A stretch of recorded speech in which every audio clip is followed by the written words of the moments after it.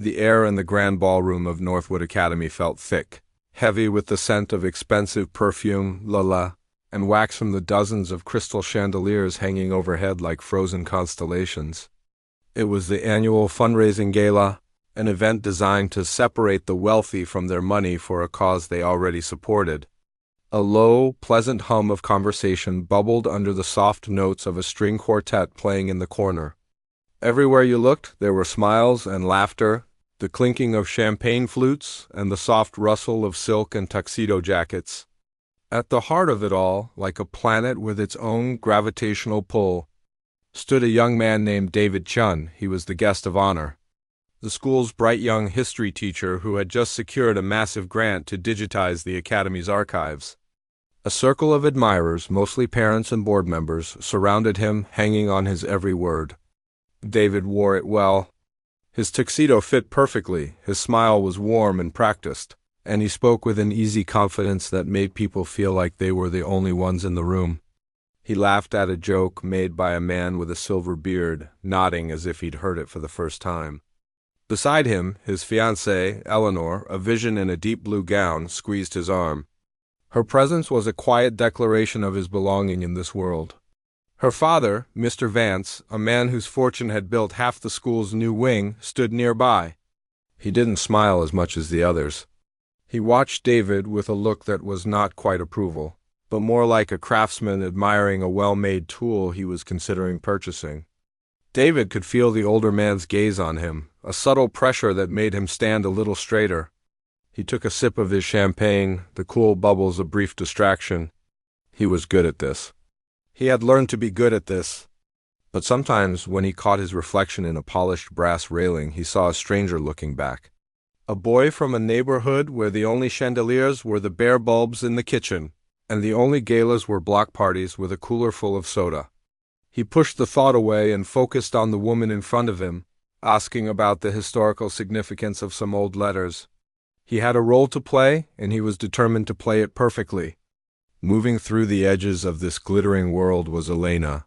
She was a ghost in a black and white uniform, her presence barely registered by the guests whose empty glasses she collected.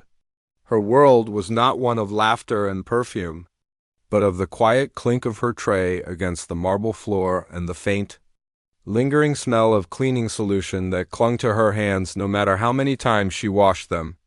She moved with a practiced invisibility, her eyes downcast, her steps light. She saw everything and was seen by no one. She watched David Chun from a distance, a figure so bright and central in her periphery. She knew who he was. Everyone did. The star teacher. The man who was marrying Mr. Vance's daughter. To her, he was part of a different universe, a place so far removed from her own that it might as well have been on the moon. Her mind wasn't on the grant or the archives. It was on the ticking clock. Each hour that passed was another $10 closer to the rent, another dollar for Sophia's school supplies. Her back ached, a dull, familiar throb that started at the base of her spine and worked its way up. She ignored it. She had to. Her focus was a small, hidden world that existed just beyond the heavy velvet curtains at the far end of the ballroom. Tucked away in a dimly lit service hallway, sitting on an upturned wooden crate, was her 7-year-old daughter, Sophia. The hallway smelled of dust and floor wax, a stark contrast to the floral fragrance of the ballroom. Sophia, however, didn't seem to mind. Her world was contained within the pages of a worn-out library book, its cover soft from years of being handled. Her legs, too short to reach the floor, swung back and forth, her scuffed sneakers kicking softly against the crate. She was a small, quiet island of concentration in the middle of the bustling hotel's backstage life. Waiters and other staff hurried past, their footsteps echoing on the concrete, but Sophia didn't look up. She was deep in a story about a brave knight and a friendly dragon, her lips silently forming the words she knew by heart. Elena had panicked when her usual babysitter had called in sick an hour before her shift. She couldn't afford to miss work, not tonight of all nights when overtime was practically guaranteed. So she had made a difficult choice. She had bundled Sophia up, told her to be as quiet as a mouse, and smuggled her in through a back entrance. It was a risk, a huge one. If her supervisor found out, she could lose her job in an instant. But the alternative was worse. Every few minutes, a knot of anxiety would tighten in Elena's stomach. She would glance toward the hallway, her heart leaping into her throat if she took too long to see the top of her daughter's head. She would catch a glimpse of Sophia's brown hair, bent over her book, and a wave of relief would wash over her, only to be replaced by a new wave of guilt. What kind of mother brings her child to a place like this, to hide in a dusty corner while she works? She pushed the thought down, just like David pushed away his. They both had roles to play, burdens to carry, and secrets to keep. The two worlds, the glittering ballroom and the dusty hallway, were separated by just a heavy curtain, but they were light years apart. One was a world of choice and opportunity, the other of necessity and quiet sacrifice. And for a little while longer they existed in a fragile, silent balance, unaware that they were on a collision course that would shatter the peace of the evening. The worn library book in Sophia's lap had lost its magic.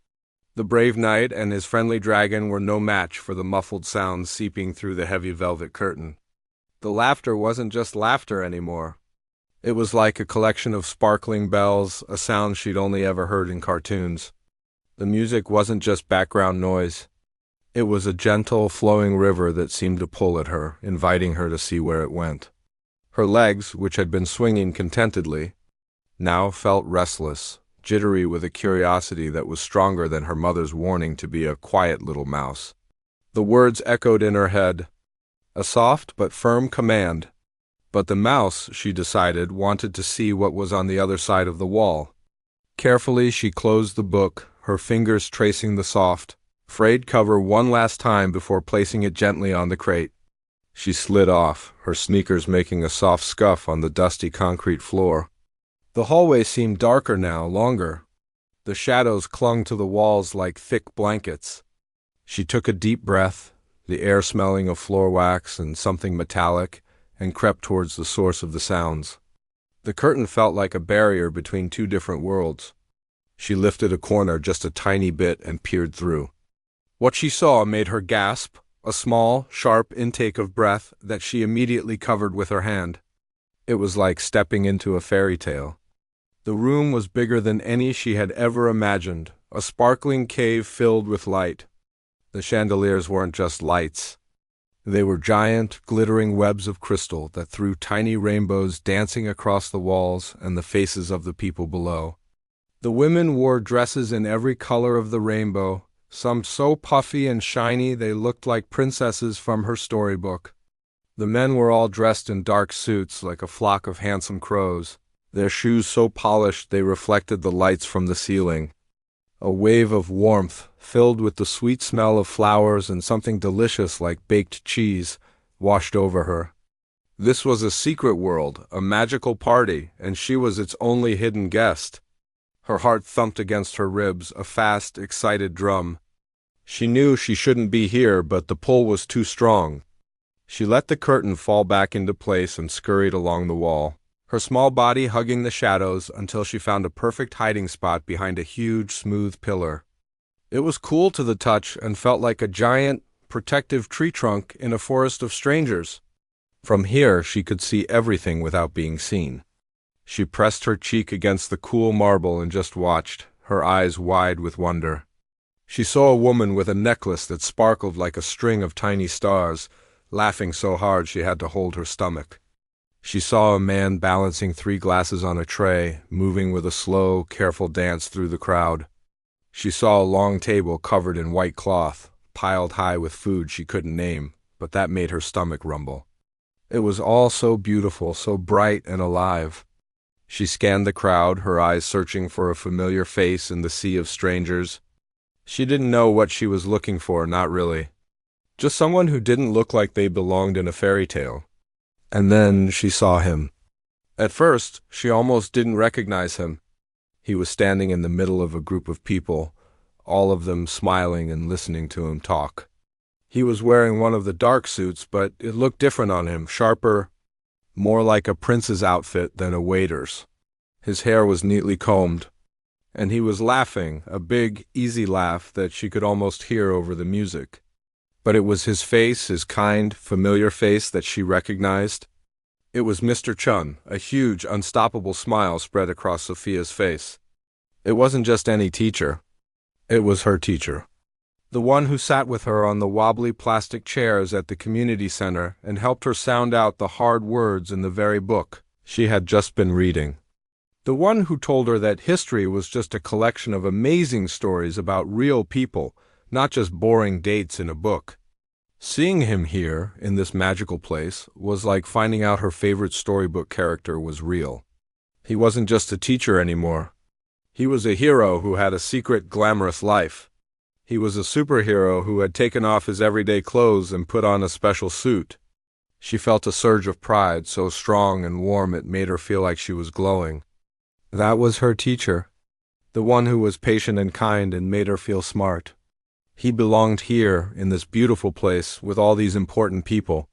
She just knew it. She was so lost in her happy discovery that she didn't notice the change in the crowd on the other side of the room. Elena was moving through the guests, her tray held steady, but her hands were starting to feel clammy. She had just finished clearing a table near the back and had turned to head to the kitchen for a refill. Her routine, her carefully practiced dance of invisibility, was broken by a sudden, cold thought. Sophia, she hadn't checked on her in almost 15 minutes. 15 minutes was a lifetime for a 7-year-old left alone in a hallway. A knot of ice formed in her stomach. She tried to tell herself she was overreacting. Sophia was a good girl. She was probably still on her crate, lost in her book. But the fear was a living thing now, crawling up her spine. She quickened her pace, her eyes scanning the edges of the room, the dark corners, the spaces between the tables as she made her way towards the service hallway. Every step was a prayer. Asterisk, please be there. Please be safe. Asterisk, she reached the heavy curtain and slipped behind it, her heart pounding against her ribs like a trapped bird. The hallway was empty. The crate was empty. The book was lying there, closed and alone. Panic, pure and paralyzing, seized her. For a second she couldn't breathe. The world tilted, the sounds of the party fading into a dull roar in her ears. Her daughter was gone. Her mind raced, flashing through 100 terrible scenarios. What if someone had found her? What if she had wandered off? What if she had... She couldn't even finish the thought. She forced herself to take a breath, then another. She had to think. Where would a curious 7-year-old go? Her eyes shot to the tiny gap in the curtain, the one Sophia had lifted. No, oh please no. She pushed through the curtain, her professional mask completely gone, replaced by the raw, terrified face of a mother. Her eyes darted across the ballroom, desperately searching the sea of faces, the swirl of colors, the forest of legs and chairs. She felt a scream building in her throat, but she choked it down. Causing a scene would be a disaster. It would get her fired instantly, and it would only draw more attention to her daughter. She had to be quiet. She had to be invisible. But her eyes were frantic, scanning for a small girl in a worn sweater and scuffed sneakers. And then she saw her, tucked behind a large pillar near the center of the room, almost hidden in the shadows. A wave of relief so powerful it almost brought her to her knees washed over her. She was safe. She was just looking. But then Elena saw the look on her daughter's face. It wasn't a look of fear or confusion. It was a look of pure, unadulterated joy. And her eyes were fixed on one person. Elena followed her daughter's gaze and her blood ran cold. Sophia was staring straight at David Chun, the guest of honor. And from the look on her face, she was about to do something. Elena began to move, her feet feeling like they were stuck in cement. She had to get to her. She had to stop her before she... The distance between them felt like a mile, a maze of obstacles and judging eyes. She was too far away. All she could do was watch, her heart in her throat, as her daughter took a small step out from behind the pillar. The world for David was a carefully constructed bubble of charming anecdotes and historical facts. He was explaining the importance of preserving old letters, not just as documents, but as windows into the souls of people who lived 100 years ago. He used his hands when he talked, his gestures open and inviting, drawing the small crowd of wealthy donors into his story. He could feel the rhythm of the room, the gentle nods, the appreciative smiles. He was in his element, a performer who had mastered his stage. Mr. Vance, the man who held the keys to this kingdom, was watching him with that unreadable, calculating gaze, and David felt a surge of pride. He was doing it. He was proving he belonged. It was in that exact moment of peak confidence that he felt it. A small, insistent tug on the sleeve of his tuxedo. It was a delicate, almost weightless pressure, but it broke his concentration like a stone thrown into a still pond. His first thought was a flicker of annoyance. A waiter, perhaps, needing to get past. He didn't break his smile, but his flow of words stumbled for a fraction of a second. He tried to continue his sentence, but the tug came again, a little more persistent this time. With a practiced, apologetic smile towards his audience, he glanced down, ready to give a polite nod to a member of the staff. But it wasn't a staff member. Looking up at him, her face lit up with a pure, unadulterated joy that seemed to glow from within. Was Sophia? For a split second, David's brain refused to connect the dots. This small girl in her slightly worn sweater and scuffed sneakers, this child from the dusty, noisy community center in his old neighborhood, was a ghost from another life? She was an impossibility, a figment of his imagination that had somehow wandered into the pristine, controlled reality of the Northwood Academy Gala. The charming smile on his face froze, then cracked. The polished, confident Mr. Chen vanished, and in his place was just David, the young man who still remembered the feeling of not having enough. The sounds of the party, the string quartet, the low hum of conversation, the clinking of glasses seemed to fade away, replaced by a rushing sound in his own ears. He saw her, but he couldn't understand. Before his mind could catch up, before he could form a single thought or a single word, Sophia's voice, clear as a bell and full of a child's unfiltered wonder, cut through the air. "Mr. Chun? I didn't know you came to parties like this." Her voice was not loud, but it was sharp and clear, and it created a sudden, unexpected lull in the conversations nearby. A few heads turned, their expressions curious. David's heart hammered against his ribs, a frantic, trapped bird. He opened his mouth, but no sound came out. He was supposed to say something, anything to smooth this over, to gently guide her away. But he was frozen, caught between two worlds that were violently colliding. And then Sophia did the one thing he feared most. She turned, her small body pivoting to face the people who were now staring at her. She beamed at them, proud and excited, as if she were sharing the most wonderful secret in the world. "That's my teacher," the maid's daughter said. The room went silent. It wasn't a gradual quieting. It was a sudden, total vacuum of sound. The string quartet seemed to falter and stop mid-note. A man putting his glass down on a table froze, the glass halfway to the surface. The low hum of 100 conversations died instantly, as if a switch had been flipped.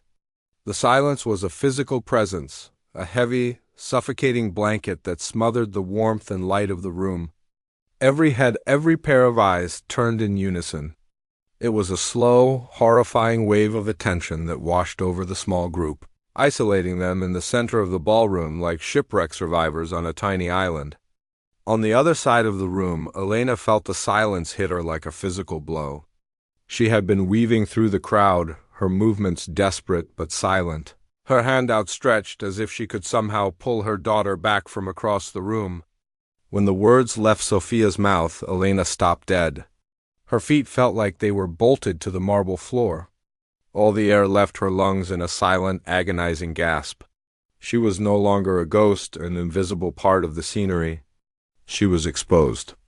She could feel 100 pairs of eyes on her, even though they were all focused on her daughter. She saw the whispers start, the subtle pointing of fingers. Her world, her carefully managed life of quiet sacrifice, was crumbling around her, and she was powerless to stop it. A cold sweat broke out on her forehead, and her hands began to tremble. She was going to lose her job. She was going to be humiliated. And it was all her fault for bringing her daughter here. Mr. Vance's face was a study in transformation. The cautious approval in his eyes curdled instantly, replaced by a cold, hard fury that made his features look like they were carved from stone.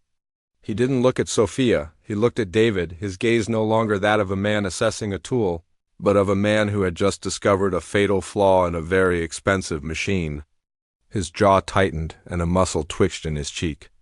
It was the look of a man who felt betrayed, not just by David, but by the entire situation. Beside him, his daughter Eleanor looked on, her face a canvas of confusion and dawning embarrassment. She saw the little girl, heard the words, and then looked at the frozen expression on her fiancé's face. She didn't understand the social landmine that had just been detonated, but she understood the tension. She saw the way her father was looking at David, and a flicker of doubt, cold and unwelcome, entered her mind. She took a small, almost imperceptible step away from David, her hand dropping from his arm. In the center of it all, David felt the weight of all those gazes like a physical pressure. He saw the terror in Elena's eyes from across the room. He saw the disgust on Mr. Vance's face. He saw the confusion and shame in Eleanor's, and he looked down at Sophia, whose proud, beaming smile was starting to falter. She sensed the change in the air, the sudden, heavy silence that her happy words had created. Her bright eyes began to look uncertain, her lower lip trembling just a little. In that single, stretched-out moment of silence, David saw his entire future hanging in the balance. He saw the life he had so carefully built, the respect he had earned, the love of a woman from a world he had only ever dreamed of joining. All of it was threatened by this small, innocent child who represented the truth of where he came from. He could distance himself. He could gently but firmly remove her hand, make a polite joke to the crowd, and send her back to the help. He could save himself. But as he looked into her small, frightened face, he saw not a threat, but a student. A bright, wonderful kid who was proud of her teacher. And he saw her mother, a hard-working woman who was now suffering because of him, because of the two worlds he tried so hard to keep apart. The silence stretched on, each second an eternity. The entire ballroom was holding its breath, waiting to see what the star teacher, the man who married the benefactor's daughter, would do next. The silence in the ballroom was a living thing. It had weight and pressure, and it was all pressing down on David. It felt like the air had been sucked out of the room, leaving only a vacuum of expectation. Every pair of eyes was a tiny, focused spotlight, and he was standing in the center of them all. In his mind, two paths split open, clear and terrifyingly distinct. The first path was the easy one. It was paved with polished smiles and quiet apologies. He could gently place a hand on Sophia's shoulder, give her a look that was both kind and firm, and whisper for her to find her mother. He could then turn to the stunned crowd, flash his most charming smile, and make a self-deprecating joke. The youth of today, so full of surprises, he might say. The tension would break. People would chuckle, relieved. Mr. Vance's face would soften, the dangerous fury replaced by his usual look of cautious approval. Eleanor would squeeze his arm, her faith in him restored. He would have smoothed it over. He would have saved the night, saved his reputation, and saved his future. But as he pictured this, he saw the other side of it. He saw the light in Sophia's eyes dimming, her proud smile crumbling into confusion and hurt. He saw her small shoulders slumping as she was sent away, dismissed as an inconvenience, a mistake. He saw her mother, Elena, watching from across the room, her face a mask of humiliation, and he knew with a certainty that settled like a cold stone in his gut that if he took that easy path, a part of him would die. The part of him that still remembered what it felt like to be a kid with holes in his shoes, hoping no one would notice. The part of him that had volunteered at the community center not to pad his resume, but because he saw himself in those kids' eager, uncertain faces. The second path was a cliff edge. There was no safety net. To take it meant to jump, to let go of the carefully constructed persona of Mr. Chun, the star teacher, and simply be David. It meant risking everything. The job he loved, the woman he wanted to marry, the life he had fought so hard to build. He looked down at Sophia, whose smile was now completely gone, replaced by a trembling uncertainty. She sensed the hostility in the air, the disapproval rolling off the adults in waves. She was just a little girl who had been happy to see her teacher. And in that moment, the choice wasn't a choice at all. It was the only thing he could do. Something inside David shifted. The fear was still there, a wild thrumming in his chest, but it was no longer in control. A calm resolve settled over him, as clear and solid as the marble floor beneath his feet. The polished, perfect facade of Mr. Chun fell away, not with a crash, but like a layer of dust being wiped clean, revealing something stronger and more real underneath. Slowly, deliberately, he bent his knees. The expensive fabric of his tuxedo. Trousers made a soft, crinkling sound as it pressed against the pristine marble. It was an unnatural sound in this world of stiff formality, a sound of vulnerability and humility. He knelt, a man in $1,000 suit lowering himself to the floor. Until his eyes were level with Sophia's, the movement was so unexpected. So contrary to the social script everyone was expecting, that a few people in the crowd actually took a small step back. The silence deepened, but its nature changed. It was no longer a silence of judgment, but of shocked, bewildered suspense. David looked at Sophia, and his face softened into a smile that was nothing like the one he had been wearing all night. This smile wasn't practiced or polished. It was genuine, warm, and reached his eyes. It was the smile he used at the community center, the one that said, "It's okay, you're safe here." "Sophia," he said, his voice quiet but steady, cutting through the silence with an ease that no loud noise could ever achieve. "What a wonderful surprise. I didn't know you'd be here tonight." The relief on her face was instantaneous. Her tense little shoulders relaxed, and the fear in her eyes was replaced by a tentative hope. He didn't hate her. He wasn't mad. "Are you here with your mom?" he asked gently. Sophia nodded, her eyes still wide, but now with wonder instead of fear. "She's working," she whispered. David nodded, his expression full of understanding. He then did something even more shocking. He stood up, his movements slow and graceful, and his gaze swept across the silent room until it found Elena's. She was frozen in place, a statue of terror, her hands clasped so tightly in front of her that her knuckles were white. She was expecting him to point her out, to have her summoned and reprimanded. Instead, David gave her a small, almost imperceptible nod. It wasn't a nod of a boss to an employee or a rich man to a servant. It was a nod of one human being to another. It was an acknowledgement, an apology for the scene, and a sign of quiet, powerful solidarity. It said, "I see you, and it's going to be okay." For Elena, that small nod was like a key turning in a locked room inside her. The terror that had been paralyzing her broke, and a wave of something so powerful it almost buckled her knees washed over her. It wasn't just relief. It was gratitude. So deep and profound it felt like it might drown her. In all her years of working in the homes of the wealthy, of being invisible, of being treated like furniture, no one had ever looked at her like that. No one had ever chosen her side. Her eyes filled with tears, but she blinked them back fiercely, not wanting to miss a single second of what was happening. David then turned, not away from the confrontation, but directly into it. He faced Mr. Vance, whose face had gone from furious to dangerously still. The older man's eyes were like chips of ice. This was not a social gaffe to be smoothed over anymore. This was insubordination. This was a betrayal. David had chosen the maid's daughter over the benefactor's world, and in Mr. Vance's eyes, that was an unforgivable act of war. Beside him, Eleanor was a portrait of conflict. The initial embarrassment was still there, a pink flush on her cheeks, but it was now fighting a losing battle against a dawning, bewildered sense of awe. She was seeing a side of the man she loved that she had never even suspected existed. It wasn't the charming, confident teacher she was engaged to.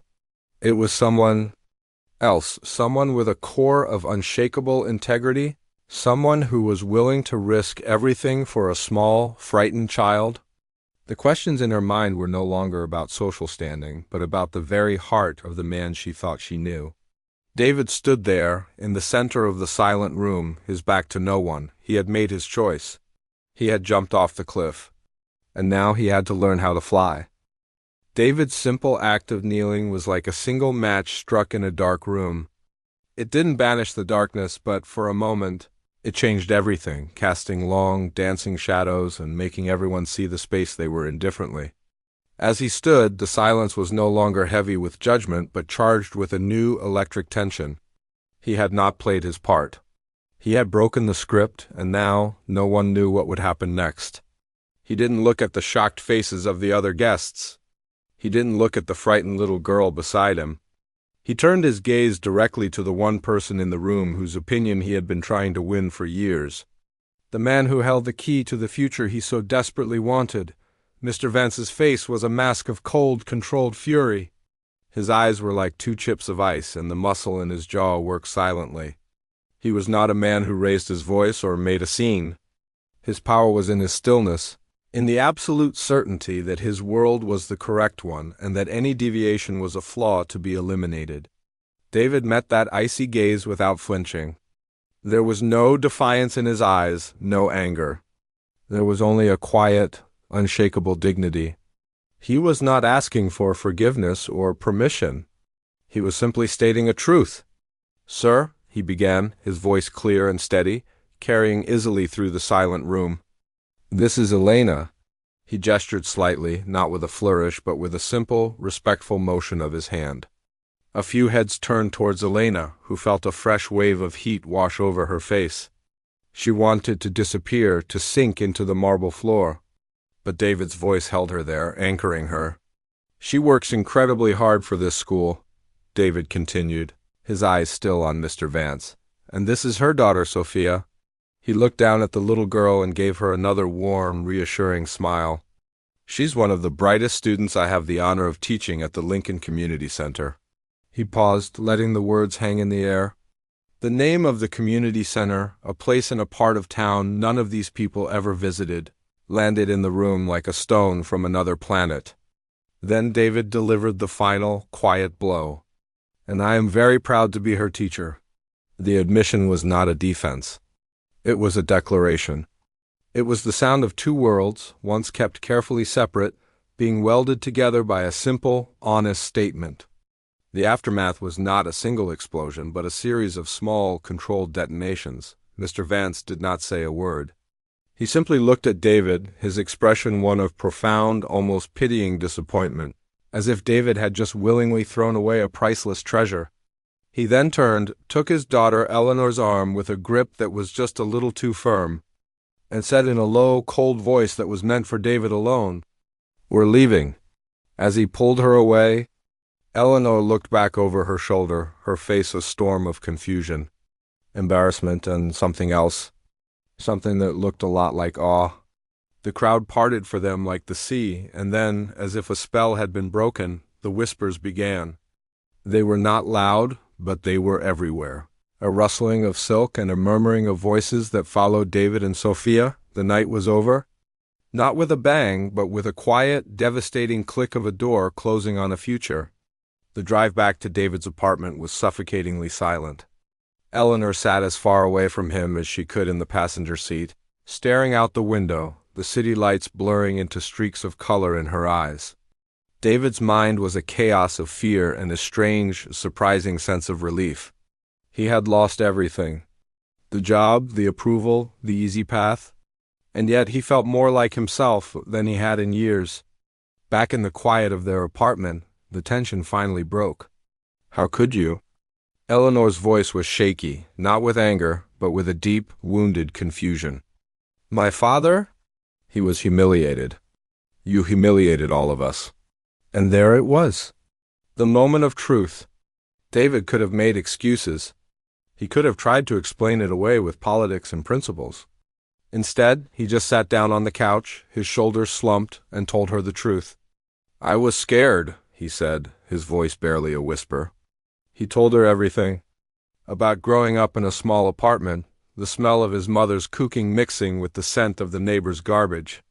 About the scholarship to Northwood Academy that felt like a ticket to another planet. About the constant, gnawing fear that someone would find out he didn't belong, that he was just a poor kid playing dress-up in a rich man's world. He told her about the community center, how he went there not out of charity, but because it was the only place where he felt like he could breathe, where he didn't have to pretend. I never told you because I was ashamed, he admitted, his eyes fixed on a loose thread on the couch cushion. I thought if you knew where I really came from, you and your father would see me differently. Eleanor listened, her expression slowly softening. She sat down next to him, but not too close. She was processing not just his words, but the man behind them. When he was finished, the room was quiet for a long time. Finally, she spoke, her voice soft but clear. Tonight, when you knelt down to talk to that little girl, I've never seen anything like it. Everyone in that room was so fake, so worried about what everyone else was thinking. And you were the only real person in the room. She looked at him, truly looked at him, and for the first time, she saw not the polished, perfect fiancés, but the whole, complicated, brave man she had fallen in love with. My father is angry because you broke his rules, she said. But I am proud of you because you followed yours. She reached out and took his hand, and in that simple touch, David knew he hadn't lost everything after all. He had just found out what was truly worth keeping. The story didn't end with a dramatic firing or a fairy tale wedding. The end was quieter, more powerful. A few months later, a small announcement was made in the Northwood Academy weekly newsletter. It was sandwiched between a notice about the upcoming lacrosse season and a request for parent volunteers. It spoke of a new educational partnership with the Lincoln Community Center, a tutoring program that would bring students from both schools together to learn from one another. The program was championed by a young history teacher, and it had been quietly, but generously, funded by a few of the guests who had been present at the gala. Moved by the scene they had witnessed, Mr. Vance never spoke of it, but he did not stand in its way. The final image was not in a grand ballroom, but in a simple, bright classroom at the community center. The air didn't smell of lilac perfume, but of chalk dust, old books, and the faint sweetness of juice boxes. David was there, not in a tuxedo, but in a simple sweater, his sleeves rolled up as he helped a boy from Northwood Academy and a girl from the neighborhood work on a history project together. In the doorway, watching with a smile on her face, stood Elena. She was no longer an invisible maid, but the mother of a student who had helped change everything. The worlds had not just collided. They had begun to merge, creating something new and far stronger than either had been alone.